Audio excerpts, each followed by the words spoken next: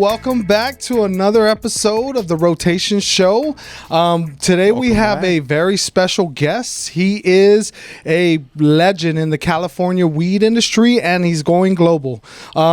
He has transformed a street hustle to a pretty much a weed empire in the making, man. He is fucking hitting coast to coast and releasing and selling out nonstop. We really are honored and appreciate this next guest, Doja Pak. What's up, my man? What's up, man? Appreciate you guys having me. Yeah, man. Welcome. Live from the 916. Yes, sir.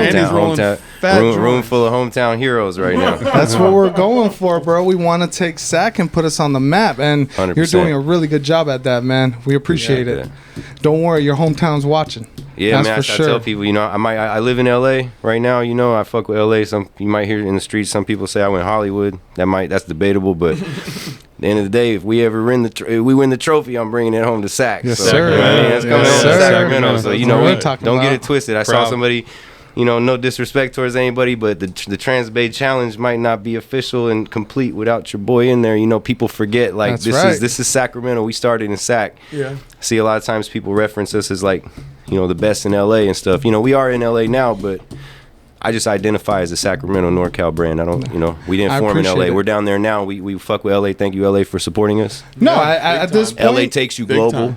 You know what I'm saying? But at the end of the day, we started in 916, and it's true. I try to keep it loyal to the soil. You know what I mean? All in all, though, we're all from Cali, and we're all winning, and we got the best weed in the world. Sorry. No contest. I agree with that, dog. I agree with that. And I see some other states that are starting to come up though, man. Shout out to Michigan. I see some dope weed in Michigan. They're on the same parallel as us. You know what I mean? They're on the same parallel as us. So you start looking into stuff like that.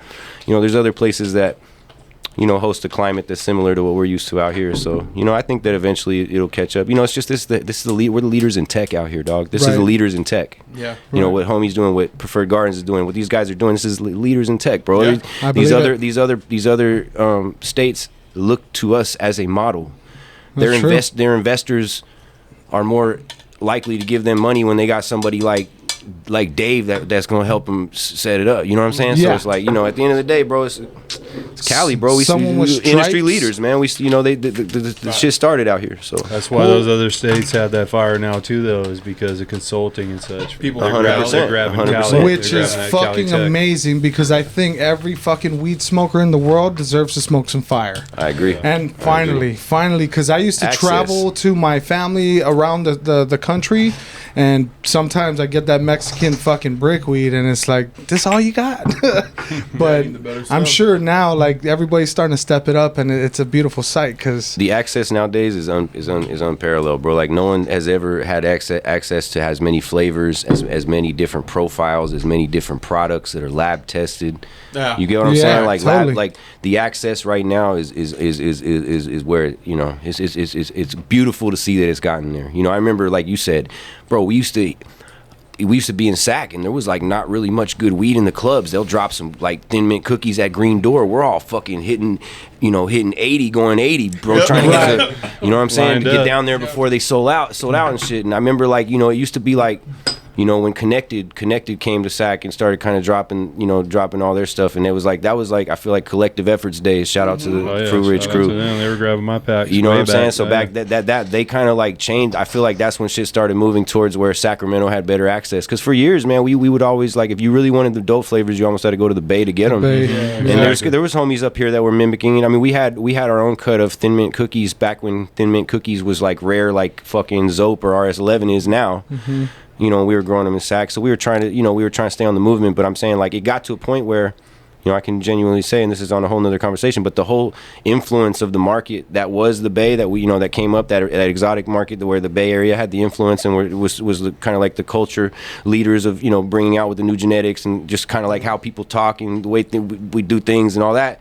That came from the Bay. We can always give that, but it's somewhere along the line, I feel like it switched to Sac. And it was along the time when the Collective Efforts thing was going on, and that's when we came out. That's when Alien Labs moved to Sac and started doing their thing. 100%. Sherbinsky's came out with his facility out here. Connected came out. Connected was cookies at the time, and it was all the biggest names in the game were in Sacramento, bro. I think we had the space, one, And we Facts. had a more affordable fucking warehouses. The real estate and situation shit is like a lot that. more digestible out here than it is in the Bay, of course. And, and that was a big deal. I mean, just imagine probably paying double in the Bay for the same amount of fucking if not canopy more. space, Yes, you yes, know? sir. Not more. So, but that brings me to my first question, man. A lot of people want to know the background, the come up. Where are you from, and how'd you get to where you got? So, I mean, you know, I've lived all over the place. I was born in New Jersey. You know, my parents met in Loma Linda, California. My dad was going to school out there, so you know, half my family, like my dad's from Oregon and my mom's from Pennsylvania, so I kind of got, you know, I'm all over the place. You're from the United States. I'm from the United States. I've lived and worked, you know what I mean, without giving too much information out there. I've lived and worked in a lot of states, dog, and you know, started in the East Coast and moved to Texas for a while and been all over California. Like, I feel like I know California like the back of my hand, you know what I mean? We're from the 619 to the 707. I've literally been active in damn near every county. You know, there's all those other rural counties, but you know, every cannabis county that you can be active in, I've been active in out here. So it's like, you know, I've been all over California. But to answer your question, let me get to that. That's a good question. We got our start here in Sacramento, and that's kind of where we go back to that. What date? I'll tell you right now. So basically, you know, shout out to Burn, bro. A lot of people don't necessarily see, like, I have like homies that, well, he doesn't even grow weed and all this kind of thing, but they might not necessarily understand the influence he had over the culture in the game. But I take it back to, like, so around 2016, whenever it was around November, and they passed the recreational bill for Cali. Prop 64. The Prop 64. And so when that passed that night, I kind of like, you know, I already have a kid and stuff, and it was like, okay, I need to take this seriously now. I've been in the game a long time. I felt like I had the clout and the traction, but it's like, fuck, now big business. You know, I remember my homie that night, shout out to Baller Billy. He lives right around the corner here in where we're at. That night he said, fuck, 5 more years we're all gonna be working at Walmart. I just, like, you know, shout out to him. Hey, it's been 5 years. This fool's still hella active, popping out brand new genetics and all kinds of shit. So nice. You know what I mean? Like, I feel, you know, he whatever. You know, you got the optimist and pessimist. It was bad news for a lot of people, but it was. I refused to feel that way. So I was like, nah, fuck that. I'm gonna fucking turn up right now. I got another year where we can do this, like, Prop 215 style. I'm gonna go the hardest I've ever gone. So I instantly came with, you know, me and my homie at the time kind of like been talking about doing something with the Doja name. I used to be honest with you, and he'll tell you the same thing. Like, I kind of like discouraged it at first because there was the Doja clique out of 209, out of Stockton area, and they were already rappers, and they've been around forever. Like, we're talking about back to the Brother Lynch early fucking days in Sac and shit. So X-rated days. Shout out Ran the Heat Monster and all them. Like, they had the name first. I say it on the wax, like, you know what I mean? Like, shout out to those guys. They're real OGs, and they still respect us. They like all our shit. I like all their shit. So it's like, you know, it's still community. At the end of the day, I'm like, yo, we're gonna end up like, there's already people with the name. Whatever. He was like, let's rock it. At the time, I knew that Al Fresco did Burner's Cookies logos. So I just, you know, there was this event coming up at the Seattle Cookies grand opening, which was Belltown. So I flew up there just because I knew Al would be there. So I went up there just to link with Al. And, you know, everybody was like, linking with Burner, all this, but I had like intentions, bro. And at the time, I didn't know if he was like locked down with Cookies and he couldn't do it for me. Like, I didn't know. Like, my girl's like, what if he's already got like a contract? He can't fucking do another weed brand? Like, I was like, I'm gonna try. You know what I'm saying? So I flew to Seattle to meet with dude, and I'm like, yo, homie, I'm from Sac. Like, you know what I mean? I see what you've done for Taylor Gang and for DGK, and I like did my homework on him enough to be able to talk to him. Like, that's something, like, you know, I hope the homies are listening to this. Here's a quick fact that was buried in the mix. If there's somebody you want to get to in life, and, you know, as a public person, do your homework on that person. Because if you pull up and you know a few things about that person, when people do that with me, it blows my mind, and I never forget that person. And I can watch these videos of these recaps of me in DC and me in Philly, and I'll see me like dapping a dude up, and I'll be like, yo, I show my girl, I'm like, yo, that dude right there says some real ass shit. I'll never forget that little homie right there. And it's like, he could come up to me 5 years from now and be like, yo, I remember you came up to me in DC and said some real ass shit, bro. And that's kind of like what I did to Al, you know what I'm saying? So I like walked up to Al, and I, like, you know, I already knew some things about him, so I was able to like spit some game and be like, yo, you know, I like what you've done. Can I get down with you? And he was like, yeah, bro, but I can't even say. It's funny, I don't even want to say how much he charged me, because at the time it seemed like a lot to me, and he charges way more now. And he was like, yeah, bro, but you know it's this much. And I was just like, oh shit, like, that's more than I'm selling packs for right now, dog. You can't hit me for that. Like, I don't, you know what I'm saying? I'm not balling like that, but I went ahead and did it anyway. And that was to answer your question, bro. So that was that was December, beginning of December. I started the Doja Pak account. Okay, to take it to the even deeper level, I started the Doja Pak account to go to Seattle to talk to homie because I was like, damn, they're not even seeing me. I don't even have IG. You know what I'm saying? Like, what the fuck? Like, so I started Doja Pak.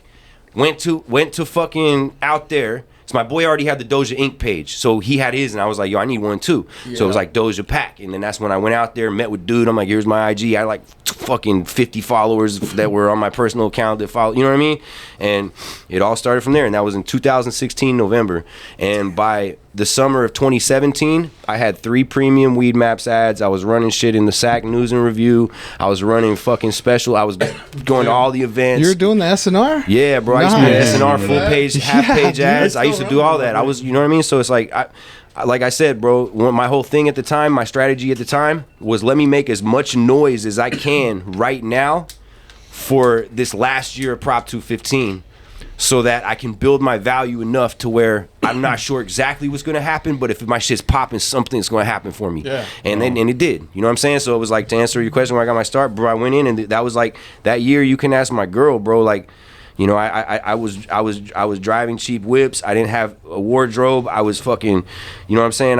You know, obviously taking showers and changing. But I guess what I'm trying to say is the person I am now is not the person I was then, bro. I was relentless at that point because it's like that's that year you got to put in to get where you're going. I was coming up out and no one knew who I was. I didn't have the cushion of like, oh, I'm good now. You know, my name's good. People fuck with me. It wasn't like that back then. Yeah. It was like no cushion. So I had to just grind relentless for a year. And that's how all the homies that I know now that fuck with me now, a lot of them met me in that year. And so that, like, you know what I mean? We're like good. They fuck, like, even though they see me now doing everything, they don't ever question like, oh, maybe Doja be partying too much and doing all that. Like, they know I'm on a mission, and they're like, yo, that might look like what he's doing, but he's really grinding, bro. You know what I'm saying? So that's dope. That's where it all came. Sacramento, 2016, man. That's solid, dude. That's solid. And then and if we would have started anywhere else, I don't think we would have gotten the traction and the love that we needed from our home base to bubble up the way we did. And that's one of the reasons that I always, like, even though I wasn't born in Sac and all that, you know, I came here to get in the weed game, but I consider this my home because they're the ones that, like, accepted us and pushed our brand, and all the homies in the hood were fucking with my shit in Del Paso Heights, South Sac, all over the, you know, Oak Park. Everybody, we had the whole community, Sac County, like, people really fucked with Doja. People would be like, yo, you got the dopest pictures on Weed Maps. Like, you got the fucking, the best weed. You know what I mean? You got the connected weed. Like, I don't have to go to Connected anymore. You know what I mean? So it was like, the weed that you get that you had no access to. I was one of the only people selling, you know, 50, you know, this is in a day when, you know, the eights were way cheaper, and it was like $25 eights were killing the game. Everybody, like, I'm trying to be like, yo, I got to get 55. I'm paying the high numbers for these connected packs, but trust me, they're the ones. You know what I'm saying? And it was like, you know, we built off that traction, went in really hard for a year, and just, you know, having a brand that, you know what I mean? Like the homie that did the logo, he had, you know, he had the formula too. Something he told me in the beginning too is like, he was like, look, I'm going to give you this, and you already have what you need, but the rest is up to you to put that in action. So it was kind of like, you know, I had in my head like, okay, you know, even if I don't like this one, because at first I didn't even like the logo. I was like, yo, I had all these other options. I almost went with a fucking Old English like script. You should see the one I almost went with. You know what I mean? And the point being is he's like, you know, he's like, bro, push that, put that on your work, and see what it does. It's gonna bubble up, bro, and it did. Is that what convinced you to actually go with it? Was him kind of just that, and just like, you know, after it grew on me, and it was just like, it was the only one out of the all the examples that he sent me that was a lot different from the other ones. Yeah, you know what I'm saying? So it was like, it was a little different, and it was like, it's his hand script, you know? A lot of people want me to sign their shit. I had this lady want me to sign her shoes in DC. If you ever hear this, sorry I ruined your shoes. People want me to sign their shit all the time. I tell them, like, yo, that's not my signature. That's my homie Al shit. You know, I didn't do that, so. Yeah. You know, it's dope though. It is different than any logo that's out there. And you know, Doja, for those who don't know, I know we're all older cats, we understand, but that means cannabis. It means weed, bro. Like when I was in the South, like, you know, Master P and just coming up in the Southern hip hop trap scene, like smoking Doja. You know what I mean? So it was like, you know, it was cool. It was like, the name means weed, bro. That's why it's so hard for me to get the trademarks, and I still, you know, shout out to my trademark lawyer for making shit happen, but. You know what I mean? Like, that's why it's kind of hard for because, like, the first time I applied for it, they're like, no, you cannot fucking trademark a generic term for cannabis. Like, that's not going to work. You know what I mean?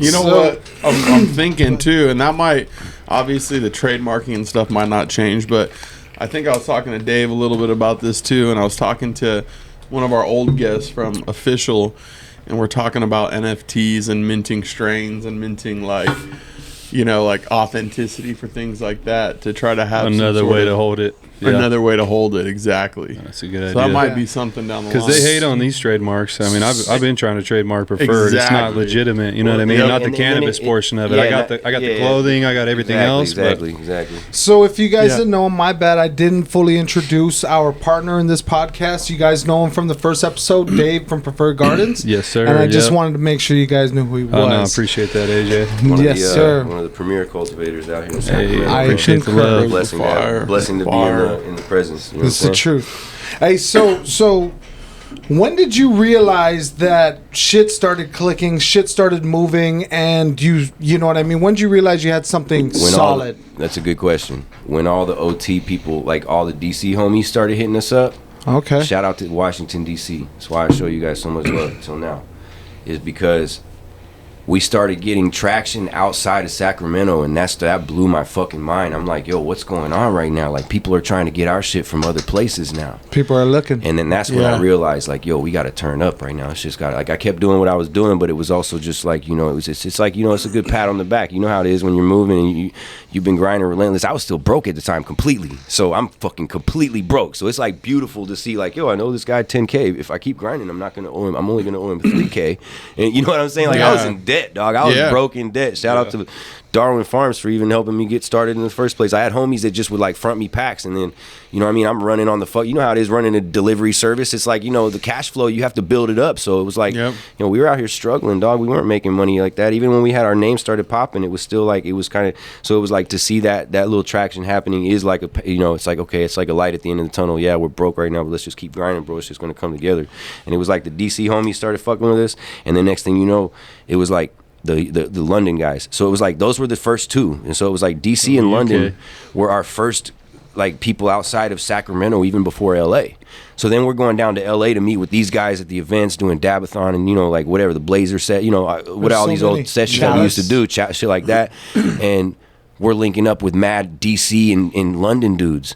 And it's like now all the LA dudes and all the LA SoCal people are starting to look at us like, yo, these guys, it just made us look bigger than we were. And it's like now everybody's more interested. And it's like, you know how it is, man. Once a snowball starts, a snowball starts rolling downhill, it just gets bigger. And it's kind of like, it gets to a point where shit like, I'm sure you guys understand. It's just it gets to a point where shit gets to where you're like, it gets bigger than you expected it to be, kind of thing. Right.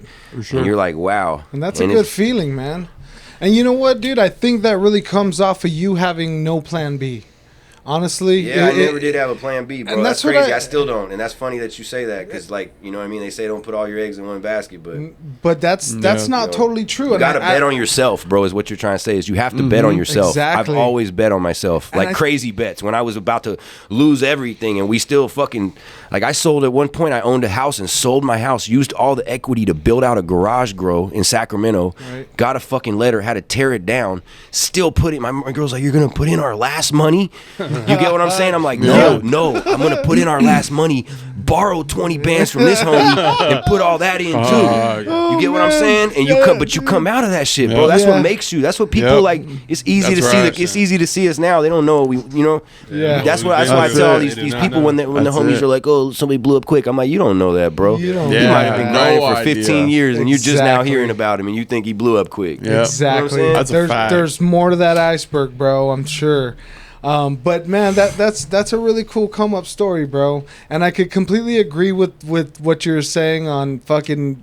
Me and my brother Tomas had no plan B when we went into Calibis, and I think that's what really worked for us. Yeah, we don't know anything. No other option. Way. You don't give yourself another option. No, you know what I mean. If you always think in yourself in your mind like, well, if this doesn't work, then I'll go do that. I've never thought if this doesn't work. Never. It's gonna work. My homie told me today. My homie, he's like a fucking. He's got that prison mentality. He's one of my best friends, and he's like, yo, if we don't do this, we're gonna lose. And I'm just like, bro, I get what you're saying. I see where he's coming from too. And I didn't want to tell him that because I don't want to fuel that attitude. But it's like ultimately, that's a competitive mind state. I ultimately don't feel that way. I feel like at this point, like, it's not really like. It's not about who's winning, who's losing. It's just like, are we going to we put in the work, our work is blessed, we bubble up, we have good karma, things come back to us, Help people, feed people, help bring people, other people around you. Exactly. It's not winning or losing. We're all gonna win as long as we all grind, bro. Yep. You know what I'm saying? Bro. The shit helps. Everybody helps each other. You know, that's why I love Sacramento, bro. It's like it's like a true synergy situation out here. It's a lot of teamwork going on in Sac. I really think it's because we get overshadowed by LA so much, and I feel like there's so much talent here in fucking Sacramento, and we're kind of tired of it. All the best, because bro. There's more. Our best people end up going to LA, and then they get the love there, and it's like I think everybody's a little over that shit. We want it here. We want it to blow here. Facts, you know? and I'm guilty of that, but that's why I've been out here half my time, dog. But you're bringing it back. As long facts. as you guys are tying it back here and just keep pointing up that way. Well, and it's one of those things that, like, with what I do, you know what I mean? I'm not in the production end. I have production relationships, and, you know, obviously my network is what gets me where I'm going. But a lot of it at the end of the day is our distro routes and stuff. And, like, me personally, if I'm not in LA, the guys that are in LA have a more of an edge than you know what I mean? So it's like I had to do it for business. You had to. But, you know, I love LA too. You know, I love LA. I love it. Los Angeles. If you can make it in Los Angeles, you're global, bro. That's the facts. Like anything. Yeah. If you're I'm not even talking about just what we're doing. If you're a fashion designer and your shit's popping in LA, it's popping globally. Yeah. You know what I mean? So it's like it's a global city, man, and it's good to have that kind of place here in California where we can't, because you know the Bay is an international city too, but you know like San Francisco is an international city, but it doesn't have the like same kind of influence over like mainstream culture and shit culture, kind of as fucking, you get what I'm saying? Oh, worldwide, yeah. The world, Japan, Hong Kong, everybody's watching LA very closely and seeing what they're doing and mimicking it. So it's a struggle, but we'll get there, bro. Golden One went up. I think shit, dude, we're gonna get a lot of love here in Sacramento real soon. I think that a lot of the Kings shit. When it comes to the weed game, you know, so much of the clout is, you know, focused here in Sac. Like I think that a lot of the, you know, in my opinion, the best producers, you know, shout out to Wizard Trees. Other, you know, I don't know, you know, other than a couple of the guys I work with in LA, everybody else that I know that's the best in the game are all up here. You know what I mean? Like you say LA, you know, gets a lot of publicity and all that, but ultimately a lot of the product that I see out of LA is not impressive. Right. And so like there's a lot of production being done down there. Yeah. There's thousands of lights of production, hundreds of thousands of lights of production. Yeah. But the guys in Sacramento have a different understanding of what like it needs to be considered like boutique style. You know what I mean? This is like we're up here in an area close to the wine to the wine industry, and you know it's like what the, you know, like what we do, I feel like is close to, you know, it's just more connoisseurial market up here. The guys have a deeper understanding. When I come to Sac, it's like good for my soul, because I feel like the homies up here, they understand cannabis on another level. And even like shout out to like people like my homie Wizard Tree Scott, like he definitely understands that too, and that's why when he comes to Sac, he's like, bro, it's so much more like cultural up here when it comes to the cannabis thing, and he sees that. And so it's like, you know, shout out to the homies, like even the ones from LA that, I guess what I'm saying is like there's homies in LA that realize that too. It's not just an LA Sac thing, but I'm just saying overall in general, there's some really good production up here in Sac, dog. They get craft with it. They really dig into the strains, and they really dig into everything about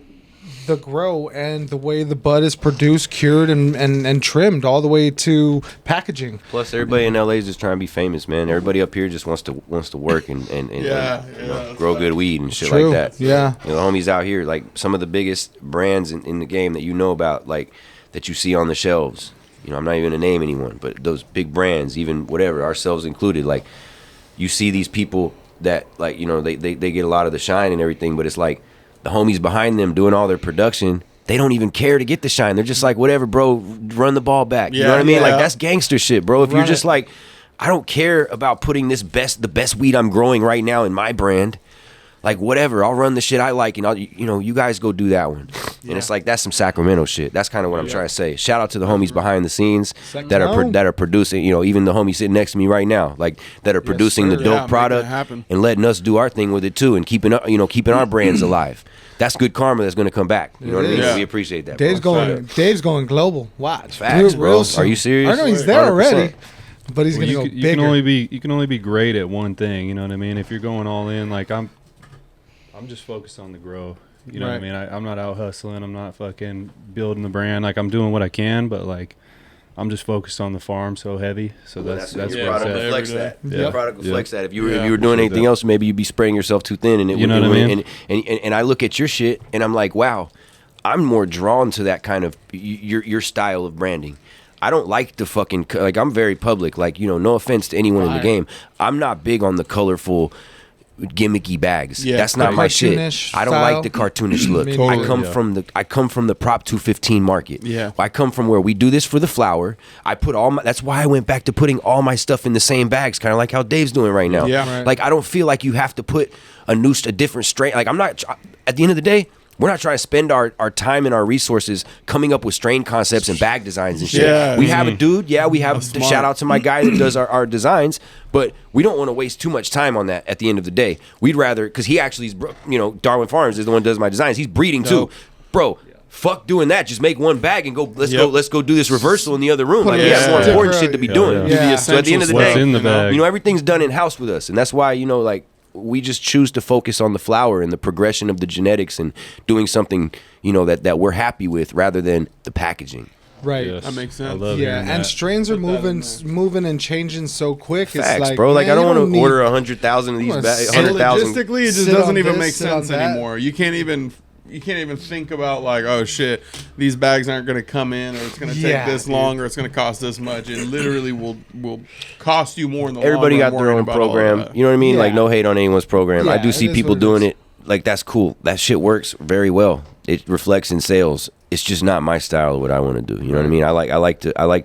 I feel like where we're from out here, it's up to us, like people like us sitting at this table, and a lot of the other homies that are in my circle, and really the homies ahead of me and all this in the game, like these, these pioneers that I'm following and stuff. It's like up to us to, like, keep the culture real and to keep it, like, to check the shit. You know what I mean? Yeah. And it's like, it gets to the point where it's like, nah, homie, it's not about those dumbass bags, bro. Like, who cares about that? Pour that shit in a sandwich bag. Now is the weed good? Now is the weed good. That's how I used to get it. For the best weed. These kids have let this branding play with their minds, and it's like it reflects in the demand that you can see across the country. You can see that. Oh shit, I can literally look at a market and tell what kind of people, what kind of smokers they are by what they're smoking. I'm like, oh damn, they're into that. Fuck, those guys don't know shit. That's what I think, and I don't want to say any brands or any names or any places, but I hear that kind of shit, and I'm just like, when I hear that shit, I'm unimpressed. I'm like, bro, I can't believe that's what you guys think is popping right now. That those guys have no kind of reputation here in California. You know what I mean? And if you look at their shit, it's all gimmicky packaging. Right. So it's like, shout out to the Jungle Boys and guys who've done it before that just kind of like focus on, pulling shit out. Fuck the and then with that being said, Burner crushed that whole thing with the packaging. Like, this guy's the GOAT when it comes to the bag designs and stuff. So it's like, I'm not hating on, like, he's done it the right way, but he actually is working. He's doing it both sides. You got to, like, actually have new genetics being formed too. A lot of these guys are just doing that and then renaming shit. You know what I mean? So whatever. That brings innovation me to, with strains. On the topic, that brings me back to your come up, man. What strain was the one that kind of set you apart, that when you were first starting out in 2016? The first 17? recognition I got in Sacramento was from Orange Tree. Orange Tree. Shout out to Green Line Organics. I don't know what your IG is now. I'm not sure. What happened to him? I think I don't know, bro. I don't know. Shout out to Green Line Organics. Damn. I saw somebody at Hollow Flowers said, no, we have real Orange Tree. Maybe it was the cut. It was not the same. The one we used to get was fire, bro. Terps. It was like, and it was before, like, it was before Tangi's name got burned out here in Sac. You know what I mean? Like, people liked the Orange Tree because it was actually strong. It smoked good. Right. But yeah, that was the first one. And then after that, just shortly after that was like, or during that period was like the shit like the Gelato 41, all the gelatos. Like, I'm a gelato baby, bro. I came up on the gelato era. Right. You know what I'm saying? That was the first shit that I really, like all the connected stuff. The Biscotti, I was there. I was like one of the first people to get bulk Biscotti outside of Connected. So I was the one that, like, they let my delivery. They would even give me the blue check mark on Weed Maps. So I had verified Biscotti on Doja exclusive. Sacramento had verified Biscotti from, like, Connected with the blue check when it first dropped. Damn, that's sick. That's so, you know, shit like those kind of strains. I stuck to the same thing. I got a lot of publicity off of running Alien Lab stuff. You know, shout out to Teddy and those guys. Those guys are fucking goats. You know what I mean? So like, you know, the Alien Lab stuff and you know, it was just about really like hunting for what I liked, bro. What strain through the your start till now has stuck out and still, like, you know what I mean, you lost it or I'll tell you this, man. The strain that I go back the furthest with, that I still deal with now. That's a good question. That you love. And it's really just that I even like. There's nothing like I can think back to. For instance, I can think back to 2008 because I had a lot of memorable experiences happen that year. So that was like a year that stuck out. Maybe it was because I was fucking like, you know, 24 or whatever. You know, at the time it was just like that year. It was big to me. There's a lot of things in cannabis happened that year to me that I can remember. I can still smell all the strains in my head, all that kind of thing. So if you go back to 2008, which what is that now? 12, 13 years? Maybe more. 10, and then you got the yes, 13 years. 13 12, years. 13, so 13 years ago, the only strain that is around still to this day that we were dealing with back then that I still smoke now is OG. Yeah. OG Kush is the only thing that was around back then that we still smoke right now. Nothing else probably my is around right favorite, now dog. Yeah. at all. Like, think about it, bro. It is. I mean, you'll still smell right. like maybe you might smell your homie might have some jack that he got on sale at the dispensary for $7 a gram because you know, loyalty points and that shit. You'll be like, oh damn, I haven't smelled this smelling forever, but you don't want to smoke that. I'm saying the only thing that you like, only thing that you like when I smoke, like, I'm not even gonna give him a shout out anymore because I gave it to him in the last fucking podcast and you haven't given me any weed since. But when you smoke the fucking OG that comes from LA that everybody's hyped on right now, you know, that shit brings back memories, dog. Yeah, OG sticks out for me. Elephant's gross. Really big, but Durban Poison too for me. It was like, always kind of. kind of. You don't ever see any Durban anymore. You don't ever see Durban anymore. It was crossed out. Shit. That's what I'm saying. Like, so many things have been crossed out, and then it's like if you go back to another, like this is another thing that I always would tell my homies back in the day. If you look at like OG and Cookies, pretty much those strains are in everything that we work with. They kind of are, dude. Like I can go through this whole lineup right now and tell you how it's related to Cookies or OG. You know what I'm saying? Right. Like everything we have is just OG and Cookies crosses at this point. They were big favorites, man. Cookies, Yeah. when Cookies came out, man, it was real. It's changed the game. That's what a lot of people don't understand. Like, okay, at the end of the day, you know, maybe he'll hear this, maybe he won't. What Burner did more than anything else was that he influenced the whole direction of the flavor profile of cannabis.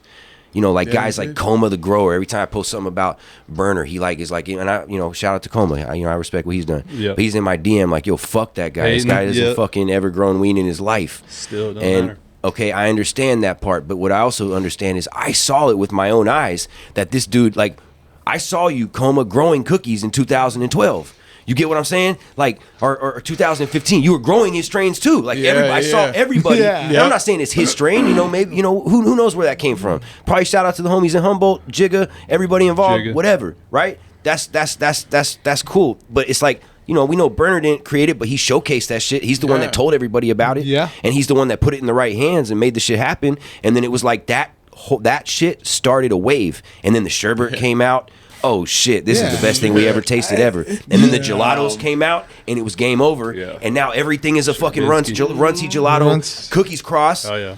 And it's all descendants of this original Cookies that Burner showcased. Yep. So if he fucking changed the whole game, that's literally changing the game, bro. Yeah. Exactly. Like, what else can you say? You can hate all Steer you want. the market, dog. You steered the fucking. You changed the course of the direction of the market to where dope. that's what the profile that we have now is all descendants of some shit you showcased. Yeah, and I gotta back legendary, him bro. up, dog. Deserves all I that. gotta back him up because you don't gotta grow weed to know good weed. And this is all to the side of, you know, doing the whole Cookies $1 billion empire. Shout out to him for that too. But I'm just saying, like, like at the roots of cannabis, Cookies brand aside, Burner as a person changed the fucking course of the flavor profile. And I like where the flavor profile is at right now compared to where it was at in 2008. So shout out to him, dog. The weed he smoked sells, bro. That's all that really matters at that point.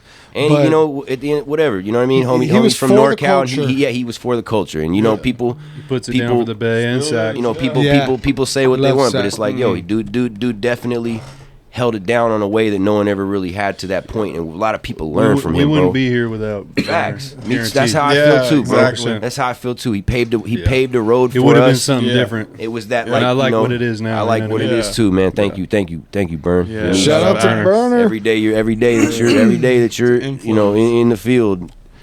So it feels like everything's all good, bro. So stay in the field with us. That's all I'm saying. Thank you. Keep moving. Facts. Keep moving. Keep moving forward. So, man, what was it like to see the cannabis industry go from unregulated Prop 215 days? Shout out Prop 215 days. We all made money off those days. But going from there to a rec industry. And regulated rec industry. Regulated, over-regulated. Well, I'm a businessman, so obviously change is a good thing. I like seeing where it's going now. I love that I'm able to get opportunities at legal opportunities now, you know what I mean? Legal taxable income doing what I love to do. So that's lit. But, I do miss the culture. But I'll tell you this, dog. There's a time machine, and it's called a fucking airplane flight to New York City, because New York City, shout out New York City, is full-blown Prop 215 vibes right now. Yeah, you were just there. October Enjoy New York. 28th, whatever date, October 2021, it is full-blown Prop 215 vibes in New York City. They're busting out volcano vaporizers. They're busting out fucking gravity bongs in the park. They're selling weed in the park.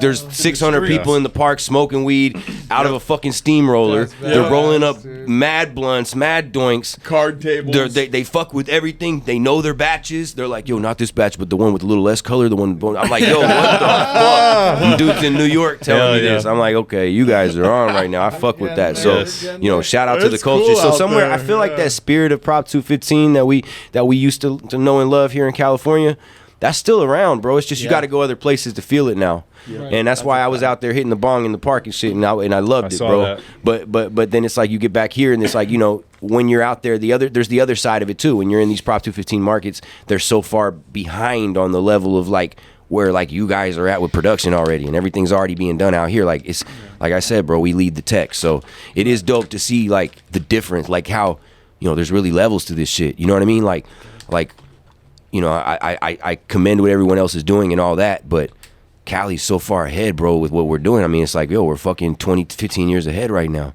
And so, like, even if you don't see that from the other side of things, it's like, that is the facts, bro. And then being a business owner in this, and being an MSO, a multi-state operator, you'll see that. Cali's, this is a spearhead of the movement, dog. How close do you think we are from national... Federal legalization? Yeah.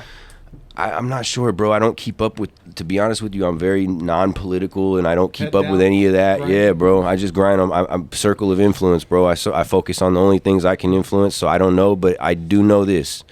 People are like, well, what do you think is going to happen then? I think at that point, the brands that have good recognition and can drive sales, bro, at the end of the day, it's all about driving sales, bro. Can you drop some shit at a store and drive sales? That's what I'm saying. If you can do that, then that's proof of concept in this game. Yeah. Right? So... if that's, so then what? The federal legalization happens, well, cool, my brand drives sales, so I'm holding on, dog. I'm going to be good. I'm going to be good. Too, we're all going to, day's going to be good. We're going to be good. Yeah. You know what I mean? I think so. And for you guys, like, I know, especially on Instagram, and we have it, we're kind of low-key on Instagram, but you guys probably are always walking on eggshells, right? I mean, are you guys still experiencing things like that? I don't post any cannabis content on my Instagram anymore. But at the same time, man, it's like one of those things where if you can't roll with punches and you can't learn to like take it to, to innovate and take things to the next level as things happen, that's what, like, look, since I've been looking at guys like Preferred, and I've got my YouTube channel up now. We got the fucking Telegram channel. We're getting mad. Telegram, I want to talk about that. Yeah, too. we're getting mad engagement on Telegram. They don't care about what we do on there, so we can post all our cannabis content on there.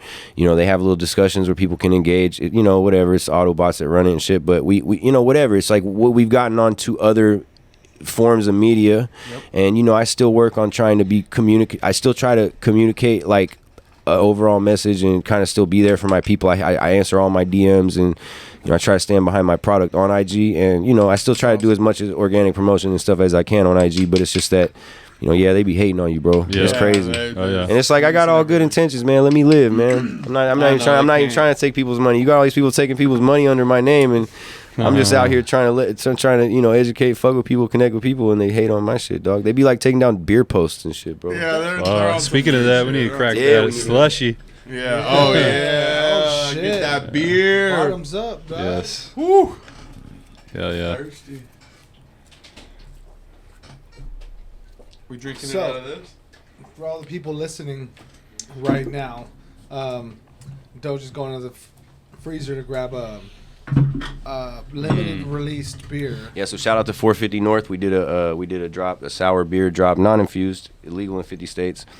Dropped through 450 North. You know, if you have a craft beer store in your area, you probably saw it come through on that last drop. But, you know, RS11, shout out to 450 for keeping it real with the culture, letting these cannabis industry dudes do some getting the collabos in with us. You know, they hit me up organically, so it was dope dope to fuck with them like that. Shout out Pacific Market here in Sacramento, Craft Beer Kings in SoCal.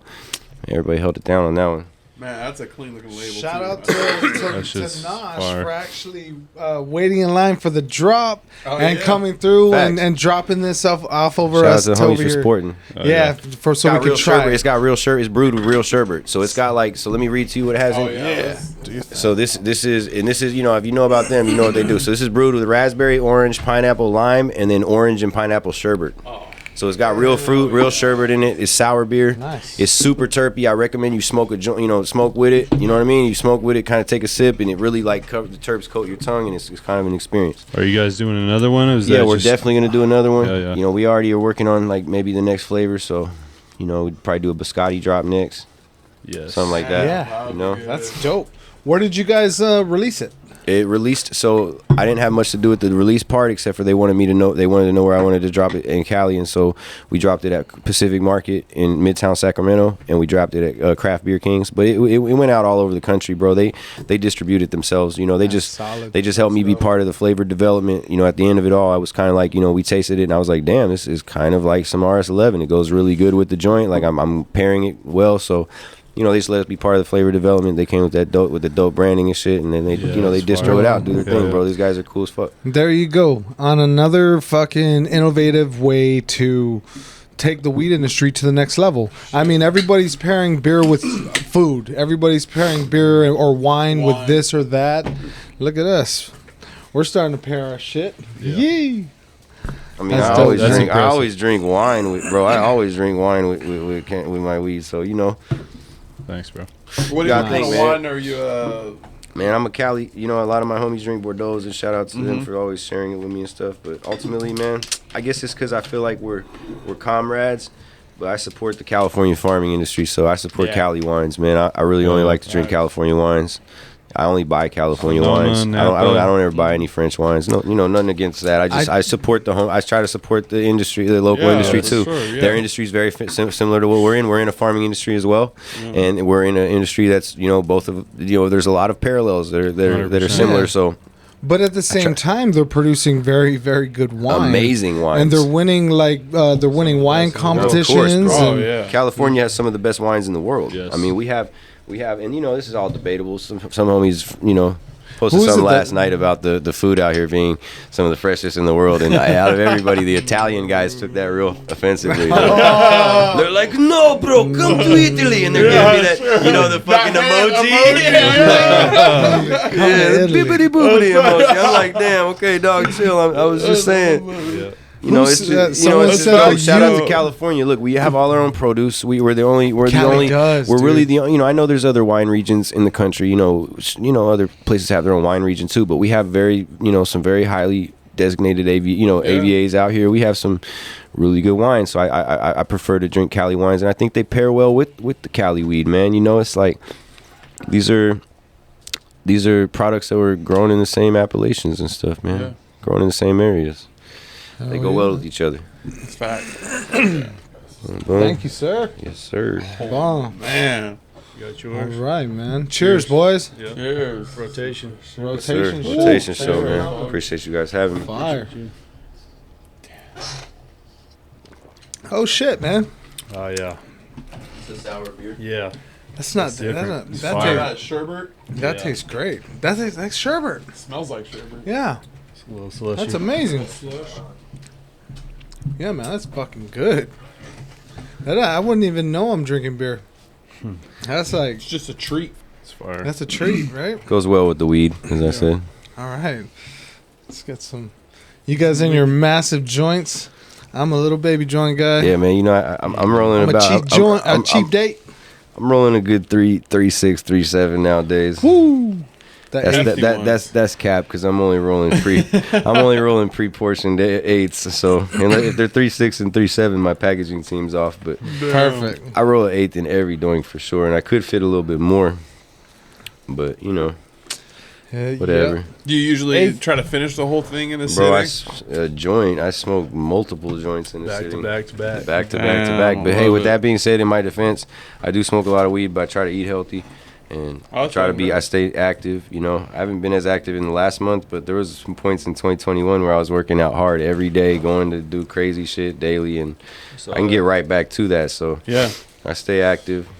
I smoke weed a lot, but I have to QC a lot of weed, man. You know what I mean? At the end of the day, my new motto is I'm QCing everything that's being put into the market with this logo on it nowadays is QC'd by me 100%. So and if it can't be QC'd by me, if it's like, it's just gonna be too big at that point, we're not gonna be able to QC it. Well, then we're not gonna do that, dog. Right. Then we're gonna either sell it bulk, distro to distro, or we're not gonna fucking run it all. You know, we're not gonna run those that many of our genetics. You know what I'm saying? Like we gotta, it's gotta be to where it can be QC'd every batch. Are you guys obviously, have some concern about counterfeits then? Because if you have counterfeits are out of control. Bro, I can take you into multiple stores in downtown LA that not only have our bags, but they have our distro labels with the same license numbers. Oh, like the COA. They have the COAs, bro. Inside job. They have the COAs.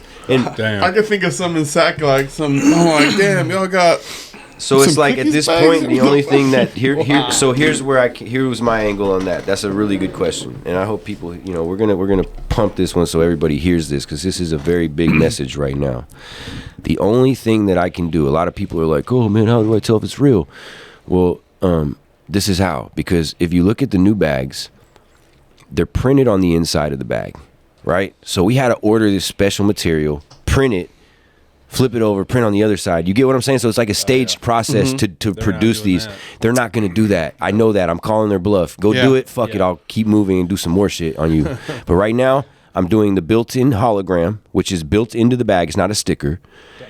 And then if you look on the inside of the bags, it's printed with the exclusive artwork. And obviously, there's going to be people that have old product that's in the market, but that shit should be clearing up soon. And at this point, we're putting everything in those new bags, from my RS11, the RS54, Studio 54, whatever you want to call it. We're calling it RS54 again. I'm going away from the gimmicks. Everything's going in those bags. Yep. Everything. Yeah. So if it's authentic, and you need to know if it's authentic, there's your indicators. Printed on the inside, built-in hologram, same generic bag, it's authentic. No one has those bags yet except us. Nice. And I've QC'd every single batch in those bags. I'm doing it right now. That's I'm doing it right now, That's and it's badass. passing QC. Oh, it's passing. Shout out to my boys out here over on. So what does white ash mean? I mean, so I'm gonna tell you, and I got a really good cultivator sitting next to me, and I feel like I understand this good enough. Perfect. I'm gonna tell you guys a little quick background about me, because a lot of people ask me this. I don't personally identify as a cultivator. I've worked in a lot of facilities. I've worked with homies. I've had plenty of spots that I was in charge of hand watering. I know how to lift up the plants and see how much water's in the plant. I've worked with guys that are doing all these crazy Arroyo setups right now, top feed drip. I understand the basis of everything. I understand. I've read about VPD and shit like that. I'm not saying I'm a grower, but I try to understand things on a level to where I'm not just some rando dude that doesn't get it, right? So I have ran full cycles with homies. Obviously, I wasn't the main one in charge, and I'm not saying I could do it, but I feel like I could run a cycle right now, actually, if you just gave me a simple cocoa setup. But with that being said, this is what I take from white ash, right?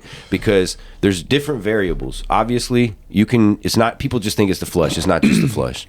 There's plants that we have, there's certain strains that we have that even when you flush them the same way that you flush the other plants, they still don't burn as clean as other strains. So some strains are just more prone to burn white off the rip.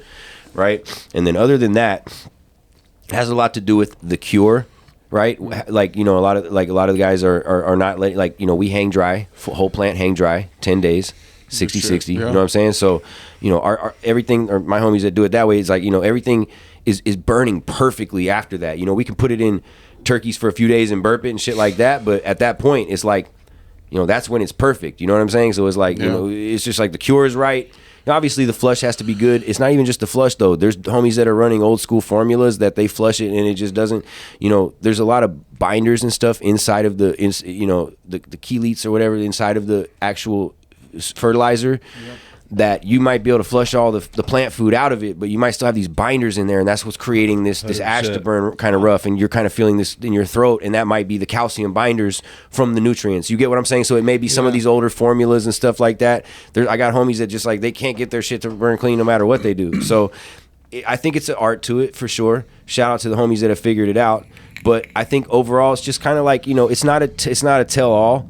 I have homies that have hit me in the DM and they're like, well, bro, it can still have mold and PM even if it burns clean. It doesn't mean it's clean if it burns. I'm not saying it burns and it's clean. I'm saying that it's burning clean. Like yeah, I get what they're saying, but it's like if all else is good, like say it, like you say you look at it as good. There's no visible problems with it, or better yet, it's tested. California COA testing.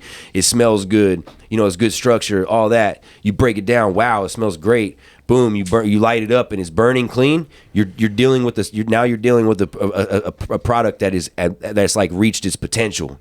Do you get what I'm saying? So it's kind of like just like in what we do, it's a deeper indicator than like a lot of people would understand. You kind of have to be on another level of this expertise, understanding this product to know about that and to understand what I'm trying to tell people right now. And so it's not just about the flush or anything like that. It's like an overall perfection in product. Wouldn't you say, Dave? Is that correct? 100%. Yep. So it's like there's a lot of variables that go into it, but it's a good way to tell. For me, it's a good consistency factor. Right. I was kind of put onto that whole thing, by obviously Burner used to rap about it, but then it was really the London dudes, the dudes that took it to the level of. Like they would be like, yo, this burns. They say 10-10. This burns 10-10. This burns 10-10 white ash. And at first I'd be like, yo, what do you mean? And I'd see their shit burning like how my shit's burning right now with the little nipple on the end and everything. And I used to be like, yo, they're very conscious about their weed burning that way. And I understand now, and it's like that's a good consistency point. Is like basically I can say right now, everything that's went into our new bags that I've QC'd, everything burns like this. And so if it doesn't burn clean, it doesn't go in the bags. So really all you can say is like, oh, I didn't really like that one flavor because it kind of still tastes like glue and I don't fuck with glue. But it burned clean. You get what I'm saying? Like all my shit's smoking. Because ultimately I feel like that's where the experience is. And it doesn't have to. Like I was smoking some of my homies' full organic stuff earlier and it doesn't burn bone white, but it's not harsh in your throat. It really comes down to that harshness in your throat. You get what I'm saying? If you can feel any kind of like what you might say throatiness for lack of a better term, then that's all bad. Right. And that's what I can't smoke it like that. Even if it's a test or whatever, I'll try to get the flavor real quick, but I can't enjoy the whole joint. But when it's right, you can't fake the funk. I just let it burn. I'm smoking it all the way down to the end, and I'm like catching myself like, yo, this joint was really burning good right now. And those are the batches that we select. Right. So that's it means a lot of things to burn white and burn clean, but ultimately overall, it's just a sign of inferior, like of a superior product, like in just a better expertise of product. Let me say this. Here's some deep shit on it too. Is like a lot of times people ask me what who my favorite brands are, and I'm not going to say any names on here, but I am going to say this: what I look at when I'm looking into somebody else's brand is not necessarily like, oh, are they in production? Are they a great grower? Like are they whatever? It's like I look at, do they understand what the weed needs to be like? Do you get what I'm saying? Right. Yeah. And that's why some of these dudes that maybe aren't cultivators, like for instance, I will give a name, Team 10, like the Zushi guy. Yep. Like every time I see his packaging, like if I was just randomly across somewhere and it was like they had a bunch of other names and they had his, I'm gonna go for his, or I'm gonna go for Burning Ropes, or I'm gonna go for Wizard Trees, because I know these dudes know what it needs to be. Right. Yep. And if you know what it needs to be, you've proven to me that that your shit burns clean. Preferred Gardens, right? Shit like Green Dog, absolutely. Blueprint, all these homies. If once you've proven to me that your shit, like I know your shit burns clean, and it's like that's just on a whole nother tier. That's on a whole nother level of product. I'm always gonna go for that over somebody else, even if it's a hype brand. Like I trust the actual person doing the NQC. I trust that their judgment. So if you've like dialed in with me and I know you know what clean, burning, good weed is, then I'm like, yo, I trust that. And anything you put out, I'm gonna trust it. And so I just try to mimic that myself because I try to look like, well, why do I respect Stax' brand so much? Why do I respect Dave's brands so much? Like, what is it about their brands that makes it so pure? And it's that. It's because they know as a person, you know, because at the end of the day, Teddy always says it's all about the people. You know, these brands, even though we're brands, it's still about the people. People fuck with me because they fuck with me. It's like, you know, I appreciate you supporting Doja, but you know that I'm out here grinding and working hard trying to get the best weed to give to them. And if I put my name on it, it's something I believed in and I put my passion behind it. And it's like when I feel that way about these guys like Dave and other guys like Wizard Trees and these guys that I work with in Green Dog and Darwin Farms, because it's like, I've realized like we all feel the same way about this shit. It's like a weed club, bro. It's the weed club. And if you're in the weed club, I fuck with you, your brand. Right. And if you're even if you're in the weed club and you're like, oh, my shit's not really where it needs to be right now. I know my shit needs to burn a little better. Then I really fuck with you. Because if you think your shit's the best, and I'm like, yo, your shit's not really burning that good, but you do have good strains, but your shit's not burning that good. You get what I'm saying? But you don't know that. Then it's like deduction in points mentally from the weed club. Like you're losing credibility points. So it just really comes down to homies that know. Like Green Dog might tell me like, yo, this batch isn't burning like the last one. Like I love it when homies are honest like that. It means that they know their shit, bro. That's true expertise in product. That's what sets our brands that we're talking about apart from like normal plastic corporate investor money driven brands. Absolutely. Is that we are heritage legacy individuals that are able to like be involved to a point that we curate the experience to that end user, and they can trust us. They can trust Dave. They can trust me because they know like, yo, these guys have been doing this for a long time and they care about our experience right now. I care about your experience. If you're smoking this and you say you hated it, it hurts my heart, bro. And that's why I give people free weed all the time. Now everybody's gonna hit me up, go, I hated that one. No, you know. Like, you know what I'm saying? But that's been the culture of the weed culture ever since. That's been I've never known a grower that maliciously grew weed to hurt anybody. You know what I mean? And you always used to be able to trust that any weed you got was going to be good. That's true. And that was the culture. And that was the culture back then. And the money changed shit. And that's money changed it, but there's still a lot of heart in our industry. And that's the legacy. That's the legacy providers. More than pharmaceutical industry and places like that. So. Yeah, that's what I do like about our. Because they're driven by numbers. Yeah, we're driven by passion. Yeah. That's the difference. Passion. At the end of the day, this is passion driven for me. It really is. Like I throw everything back in anyway. Let's keep going, bro. Who cares about the money? Like this isn't about money. Like at the end of the day, obviously you're gonna get paid for being good at what you do. Right. That's a byproduct of success. That comes with anything you do. Yep. You know what I mean? I agree. But it's just that you have to be like. If you're driven by passion, you're going to act different than the other guys who are driven by money. If you just have to hit a fucking goal, a number goal, you're going to be driven to do things. Maybe you might not have the integrity of somebody who's willing to take a big L to make sure that his people fuck with his shit. Yeah. Right. And that's me, and that's my boys, and that's Dave, and that's people like us. Because I take L's all the time so that my people can smoke the best batches. Right. You get what I'm saying? For the culture, by the culture, dog. Got to. That's how I think anybody's gonna win in our industry, and I think that's where like the big Canadian money and all these people that just flushed a bunch of grows in and try to do the most, and they're just pumping shit. That's what's wrong with the market right now, though. I mean, people are fucking struggling. Yep. You know, a lot of the homies that are really fucking great growers and they do have brands. They've really just been pumping out fire. They're hurting right now, you know what I mean? So we all got to have their back. I agree with that. Being in that weed club, a lot of those guys are in that weed club. They are in the weed club, and the price is down right now, and it's like that's why it's like, you know, I'm out here trying to give people fair numbers and keeping these numbers high. It's like we got to protect these prices right now, because if we don't protect these prices for the guys in production, it's looking all bad, because these people's families are depending on that too. So it's not like, you know, I hear jokes about the prices being low. It's not a good thing, man. That's a bad thing. Like let's keep these prices where they need to be so that people can continue to live off of this industry and not go broke trying to run, you know what I mean? Exactly. Same thing with garlic. The government's already robbing us on that point. Can't buy a whole fucking box of garlic for $1. You know what I mean? Like you gotta let these guys live, man. It's families to feed. It's just these publicly traded companies like you were talking about are coming in. They're pumping out fucking mass production of bullshit weed that just doesn't fit the culture. You know what I mean? Remember, our culture of weed people, it's all we've ever done. It's all we really know. It's my biggest hobby. You know what I mean? And we won't stand for, there's a lot of people that only have $10 or $20 going into the club that's going to score whatever they can get. And that's, there's a lot there. Yeah. But I think the majority of that middle, is going to be ran by good cultivators that really are about the culture. And I think they're going to win.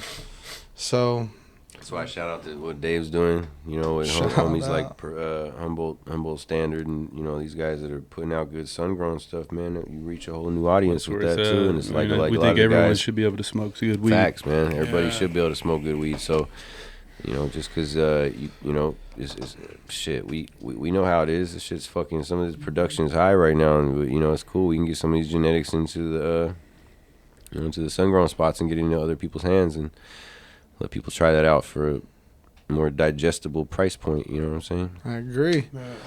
I agree.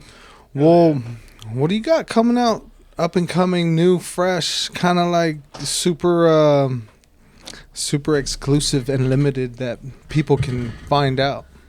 I'm focusing on the YouTube channel.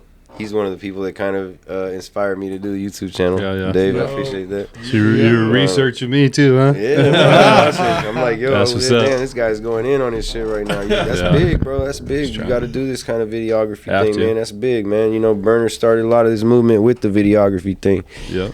And so, we got to keep this alive. But, yeah, man. So I'm doing a lot of videography right now, trying to get our YouTube channel popping.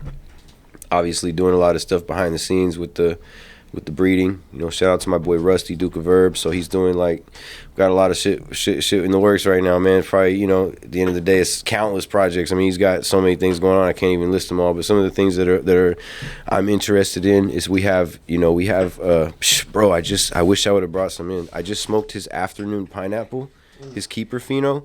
And I've literally never tasted anything like this in my life. That's what it's the craziest. It's pure pineapple, but it's not like mids. It's like a tropical. Not like the dole. It's not like something that smells like mids. It smells like it smells fire. And he's taking that to a OZK. He's taking that to a Gelato 41. So nice. He's got we have the strawberry Skilato right now, which is this isn't the name of the strain. That's just kind of that's what me and him that's our. Just our kind of like a marker right now, a reference point. That one is an 18 Coffins, which the 18 Coffins is a strawberry diesel Northern Lights OG 18 cross that we used to rock back in the day out here in Sac. It's called 18 Coffins. It's like a gassy strawberry terp gas. So then he took that to a Gelato 33 and then that to the clone only Skittles, which created that what we call the strawberry Skilato. And we have a pheno of that's being produced right here in Sacramento. Inside's in week 6 right now, week 5. So we got that about to come out, debut that. Where can people get that? So all the pheno, the testers. I don't know how we're gonna, what we'll do with the testers the first run. If we'll I guess if they're really fire, we'll put them out. But a lot of it's just the selection process. I guess overall, to answer your question, where are we going with shit? We're just trying to come with new genetics, man. I focus a lot of time on genetics. I think it's a game of genetics, too. I think that to be innovative and be ahead of these curves, like you're saying, with the federal legalization and stuff like that, it's pretty important to actually be putting in work behind the scenes on the genetic tip. I'm not the one myself doing things, but I'm part of the process enough to have a say in the selection and help showcase these homies that are doing all the work. And that's the backbone of what we do. What I mean? That's why Cali leads the way with the tech and with the genetics, and that's the game. So you get what I'm saying. So it's very important to me. I know the best growers. All my homies are the best growers. Like you see Dave and Green Dog, Blueprint, Wizard Trees, all these dudes that hold me down. Best in the game, bro. I've been in this shit for a long time. Trust me. And these people that I deal with, they're the best in the game. So it's I already know the best cultivators, Darwin Farms. You know what I mean? My partner, excellent cultivator. I know that's what I'm saying. It's the cultivation's there. But, you know, a lot of these guys, it's kind of like what he said earlier. He's like, you know, we're just working and getting some really dope genetics in the spot. It's like, it is a game of genetics. It's very important. Oh, yeah. Always. And who could lead the way? Influence. Yeah. And who leads the way, right? Trending terps, right? Yeah. Terps are trending. That's you true. have to, you know, there's certain shit that's like literally out of style. You know, and you know, to stay ahead of that curve is very important, because it's the same thing with what you see with designers, and you see these guys like putting out crazy shit on the runway, and you're like, yo, did you see those guys? That shit looks crazy. Like, I would never wear that. And it's the same thing. You have to kind of be like, you know, you have to be ahead of the crowd with some of these new strains, bro, because like the flavor profiles aren't going to just stay the same, dog. It's going to have one point. It's going to have to shift dramatically. Right. And I don't know what's going to happen. I know that OGs are coming back right now. I know that gas is popping again. Yeah. You know what I'm saying? I know homies. I know I was just in an indoor facility in Sacramento today, and they had a whole row of actual sour diesel. Oh, shit. You hear me right now? This is crazy. Dudes that run Zope. Indoor, too. Dudes that run It's coming Zope. back. Not just like, oh, they don't have anything better. No, these guys that run Zope and all our shit, fucking Deep East Genetics, run my shit, run shit for Wizard Trees. They still run diesel, and it's a real cut from like the East Coast. So I guess what I'm trying to say is like, true innovation on the level of what's happening here in Sacramento is like, man, we're going to be the ones that say what's hot next. You get what I'm saying? We're going to be the ones. If anyone in the game can bring back old strains, if they're actually, first of all, it has to be us. It has to be us to make that decision like, oh, nah, this isn't as good as the new shit. What if we smoke it and we're like, yo, this is what I used to fucking smoke. This shit is fire. Like, you're showing it to the homies. They're like, yo, this shit's crazy. You know, we get that little buzz. You know, I confirm it. It's a consensus situation. You got to go around people like White Ashes, 916. Mm-hmm. You know, when he tells me, like, yo, I can't stop smoking this, I'm like, damn, I'm not tripping. Yeah. Like, when he says it, shout out White Ashes. That's what it comes down to. You know, that's another person we were talking about, those brands. Like, you know, he's not a cultivator, but if I see his brand on something, I'm like, oh, that's going to be some dope. He knows what he's talking about for sure. So, you know, just innovation, man, staying ahead of the game. We're the ones that say what's going to be popping next, because it's like we have to like it first, though. And if the next thing that, you know, we like is something that's totally different than what it is right now, then get prepared, because it's about to get different out here. You know what I mean? Like, that's really what needs to happen. I mean, we can't just all be growing fucking gelato forever. Forever, dog. Like, this can't happen forever. I mean, shout out to the 168 brands that have created themselves off of that. I'm not saying I'm above it, but you know what I mean? Whatever. At the end of the day, we need some new shit. What do you think is strain of the year for 2021? I want your opinion and his opinion.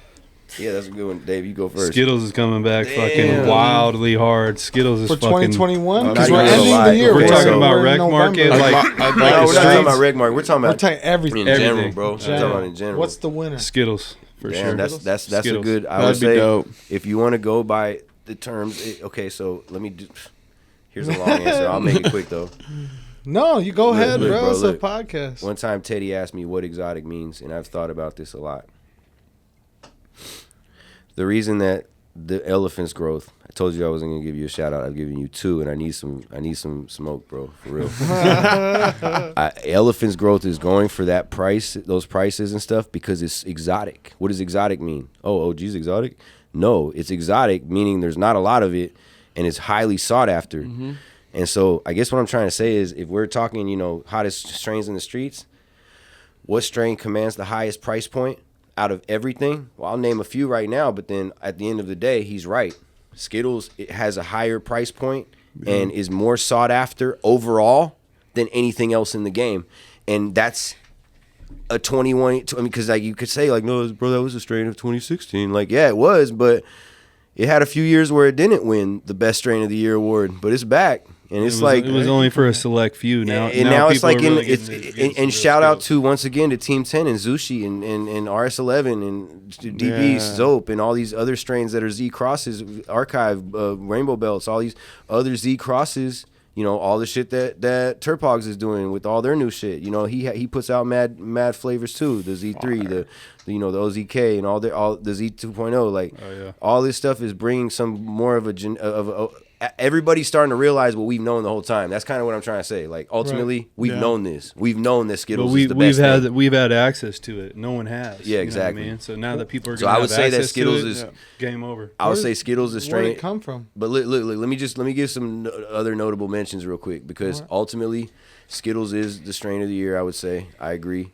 Other than that, I think Zope had a really good run this year. Yeah, I think Zope is hot. Zope is I think real Zushi fucking is fire, hot, too. but I think Zushi also, that was more like strain. That was in the run of strain of the year 2020, kind of along with RS11. I'm not gonna say RS11 is still hot as one. It's still good and it's fire. And the good batches of 11 you could put up against damn near anything, but. That was a 2020 strain, and I try to keep it politically correct and stay on. We're trendsetters, bro. We can't be like wearing last year's drip. So Zushi's dope. RS11's dope. Those were more like 2020 strains, and those are classics at this point. But 2021, Zope, Zangria is another one I really fuck with. That's by Fire Farmer. Yeah. Fire, bro. Straight purple Skittles. You gave me a bag of that. You know what I mean? So that one's a really good one. You know what I mean? So it's like, there's I think that I know what strain 2022 is going to be, but I don't want to say it yet. But ultimately, I would say that this is a prediction. Yeah, I think that the next big strain in the game is probably going to be one for my boy Duke of Herb, man. I really think that. I bet on that guy. Just like I told you, I bet on myself earlier. Man, I bet on my team too. I got a homie next to me since 2019, since 2009. I mean, 10 years and 10 years. You get what I'm saying? Like. Dude's been around me this whole time. I bet everything on this dude. Like, I bet everything on my guys, bro. Like, we're going in right now, and I've seen this fool, Rusty, put in the work, and he's got the gear. I've gave him some of the gear, like a lot of this shit. You know what I mean? He's got everything he needs right now, and we're starting to get his shit in production. He's starting to work with some crazy shit, and I think that, I don't know if it's going to be one of these ones we got that we're about to come out. It might be strain in 2022, dog. I don't know. I'm not sure that, you know what I mean? Hey, at the end of the day, me and him are doing some shit too. Me and Dave are doing some stuff. So, there's a lot of shit. But I guess what I'm trying to say is, like, believe this. Our circle's going to be on that stage every time, whether it be like that it was us, we were there, it was one of our homies, or it was one of the other comrades, and we were fucking next runner-up, and they got this one this year, but we still stood up on stage with them. You know what I mean? That's facts. Like, you come up with us this year, and I'm going to come up with you next year. Like, you get what I'm saying? Like, it's our group, bro. It's our group that makes that strain of the year shit. That's our group that decides that, bro. Like, that's our group. You know what I'm saying? So everybody's, you're going to hear a lot of other opinions from, other places, but... Yeah. That's the valid opinions, dog. That's what it is. Skittles. That's what's up. That was perfect, though. Zope. That's what's up. That's Zope. That's good. Zope. You can't fucking deny that. Zope's amazing. Super. It's on a run. Shout out Deep East Farms. Yeah. Deep East Oakland. Put that one in.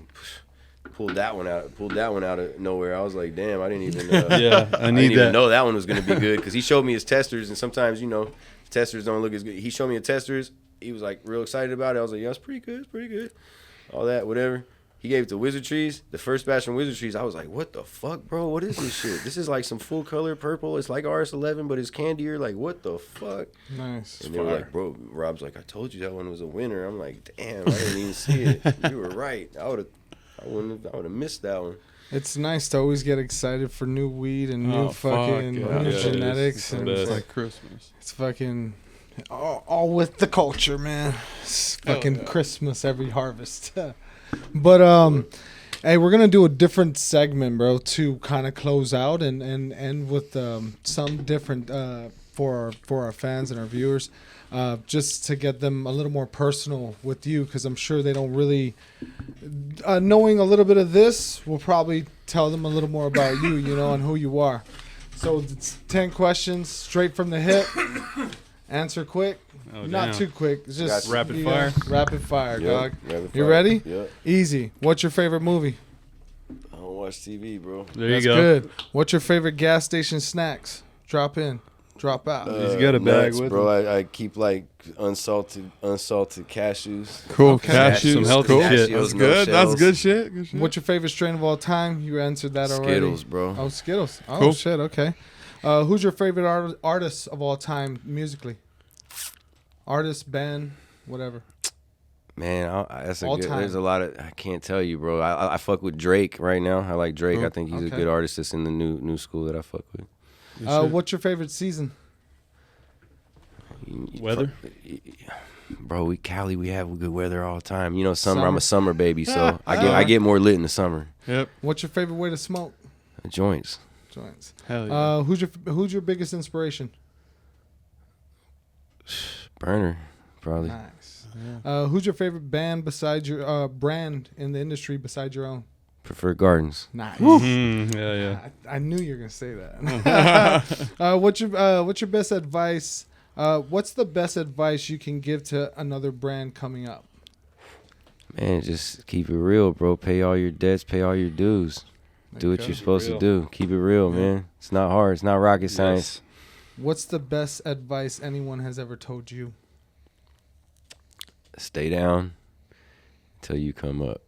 You know what I'm saying? Like, I was down at one point, and the homie just said that, and it meant so much. And I can't explain why it meant a lot, but it was because I was at a really low point. Yeah. And my homie was like, he could tell I was just like, you know, struggling at the time. And he's in the feds right now, man. It hurts my heart to even say that. Yo, he didn't deserve the shit. He's a good dude. But anyway, he told me, he's like, man, just stay down, bro, and you're gonna come up. And what he meant, what I took from that at the time is like, you know, just keep struggling. Like, at the time I was doing my thing, taking trips, all that. He was like, just, you know, I'm trying to get this up for my, you know, for my kids. We always had good intentions, you know. Yep. Stay down, and come up, man. Sometimes it takes a while. That's dope. I see homies that are just now getting on, and they used to be frustrated for a long time. And I'm like, you see how you were frustrated the whole time? That's how long it took me too, bro. It's just how long it takes. You know what I'm saying? That's just, it takes a while, bro.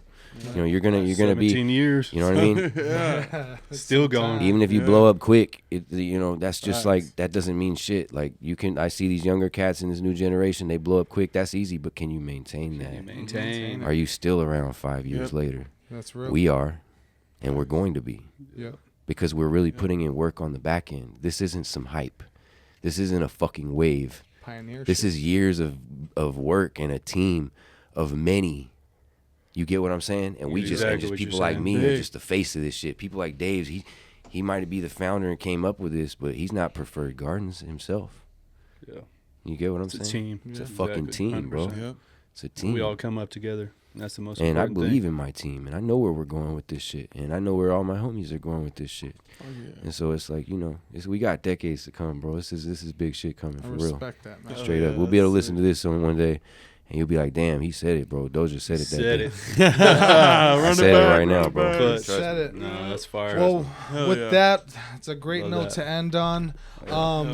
You want to tell the people how to get not in contact I'm with gonna you. put out. Yeah, no. Look, so I connect with you? all the people. I'm gonna I'm gonna be doing some more tour dates soon. We're doing meet and greets in other places. I'll be active at Miami Art Basel. We'll be at the Emerald Cup in Emerald Cup in Rosa. Nice. But other than that, check us out on YouTube. It's a Doja exclusive on YouTube. You know, obviously Doja Pak on IG. That's my only IG as well. Please know, it's not Doja Park or Doja underscore. There's only one, right? Okay, like there's only one, bro. And you know, shout out to all the other homies like Doja EK and Doja Drew and all my other Chico and all the other homies, Gucci and those guys that got their own. But those guys at the same time aren't also asking for electronic payments. If these guys or other people, anyone online tries to ask you for electronic payments, just know it's a scam. We don't do that shit. We hear a lot of people that are falling for that kind of thing right now. So it hurts my heart, but you know, whatever. Just know that's our only. So my only media, Doja Pak on IG, the Doja exclusive on YouTube, and then I'm on Twitter, Doja underscore Pak. You know, other than that, I have no Snapchat. We have the Telegram. You know, Doja underscore Telegram on Telegram, and that's our channel. But even on there, man, you know, there's people on there that pose to pretend they're me that are in the discussion and shit like that. So just everybody should know, like, you know, we're not asking for electronic payments. We don't do business that way. Our shit's only available in California retail locations, and it's only in those new bags. Hell with yeah. the exclusive printed on the inside. Perfect. Yeah. Well, thanks for coming through. Yeah, we appreciate you sharing a lot of knowledge with us and everybody else coming up in the industry, trying to, you know what I mean, do their best. And thanks for coming through.